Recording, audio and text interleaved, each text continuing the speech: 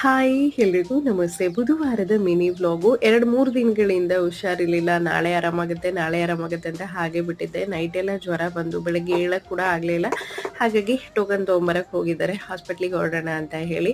ಇನ್ನು ಮಲ್ಕೊಂಡ್ರು ನಿದ್ದೆ ಬರ್ತಾ ಇರಲಿಲ್ಲ. ಹಾಗಾಗಿ ಒಂದೆರಡು ಪಾಟ್ ಮಾಡೋದಿತ್ತು, ಅದನ್ನೇ ಮಾಡ್ತಾ ಕೂತಿದ್ದೆ. ಮೈಂಡ್ ರಿಫ್ರೆಶ್ ಆಗುತ್ತೆ ಅಂತ ಹೇಳ್ಬಿಟ್ಟು.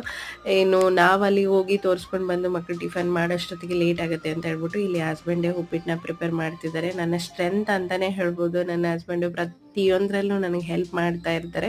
ಇನ್ನು ನಾವು ಹೋದಾಗ ಬರೀ 21 ಪೇಷಂಟ್ ಏನೋ ನೋಡಿದ್ರು. ಅಲ್ಲಿಗೆ 1 ಗಂಟೆ ಕೂತು ನಾವು ತೋರಿಸ್ಕೊಂಡು ಬಂದ್ವಿ. ಮೊನ್ನೆ ಶ್ರೀಶೈಲ ಹೋದಾಗ ನೀರು ವಾತಾವರಣ ಚೇಂಜ್ ಆಗಿ ಆಗಿದೆ ಅಂತ ಹೇಳಿದ್ರು. ನಾನು ಮೊದಲೇ ದಿನ ಹೋಗ್ಬಿಟ್ಟಿದ್ರೆ ಇಷ್ಟೊತ್ತಿಗೆ ಆರಾಮಾಗ್ತಾ ಇದ್ದೆ. ನೆಗ್ಲಿಜೆನ್ಸಿ ಮಾಡಿದಕ್ಕೆ 4-5 ಡೇಸಿಗೆ ಬಂತು. ಇನ್ನು ನಾನು ಮಲ್ಕೊಂಡಿರೋದ್ರಿಂದ ಮನೆ ಕೆಲಸಗಳೆಲ್ಲ ಹಾಗೇ ಇದೆ. ಇಷ್ಟೊಂದು ಮೆಡಿಸನ್ ಕೊಟ್ಟಿದ್ದಾರೆ. ಮೆಡಿಸನ್ ತಗೊಂಡು ಸ್ವಲ್ಪ ರೆಸ್ಟ್ ಮಾಡಿ ಎಲ್ಲ ಕೆಲಸಗಳನ್ನ ಮಾಡ್ಕೋಬೇಕು. Please subscribe. Thanks for